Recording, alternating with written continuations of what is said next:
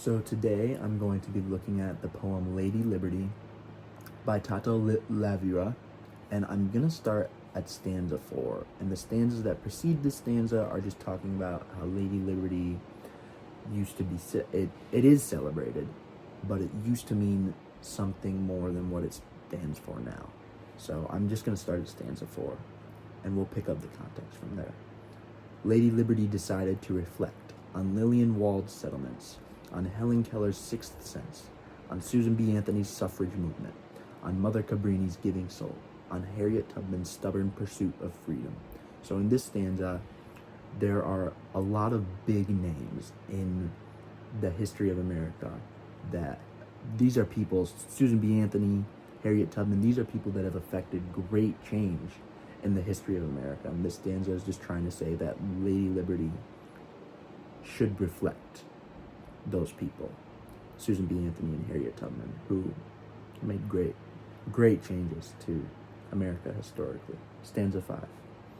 Just before she was touched, just before she was dismantled, Lady Liberty spoke. She spoke for the principles, for the preamble, for the Bill of Rights, and 39 peaceful presidential transitions.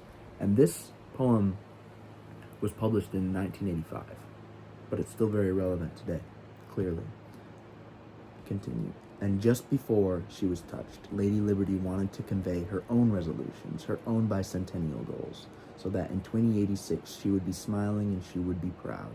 And then just before she was touched, and then while she was being reconstructed, and then while she was being celebrated, she spoke. If you touch me, touch all of my people who need attention and societal repair. Give the tired and the poor the same attention. America, touch us all with liberty. Touch us all with liberty.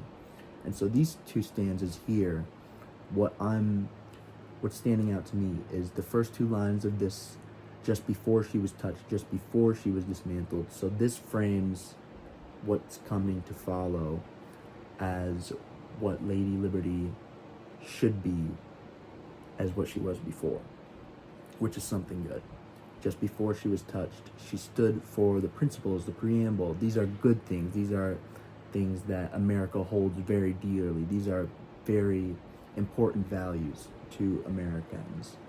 The Bill of Rights, the preamble. These are very important things. These are foundational to America. And then this following stanza, if you touch me, touch all of my people. All is capitalized 3 times in this stanza, and America is capitalized once in this stanza.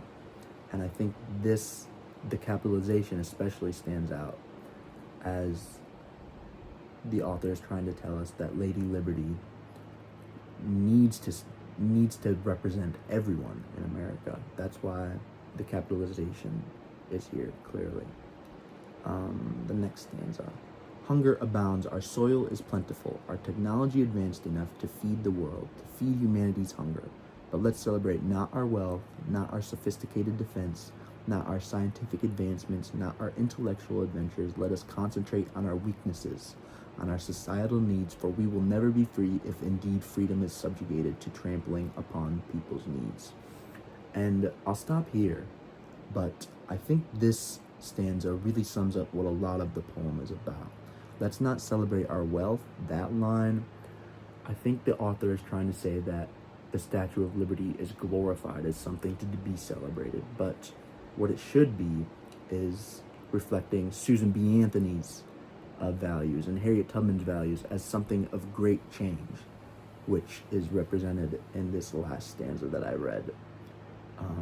Let us concentrate on our weaknesses, on our societal needs, as Susan B. Anthony and Harriet Tubman did.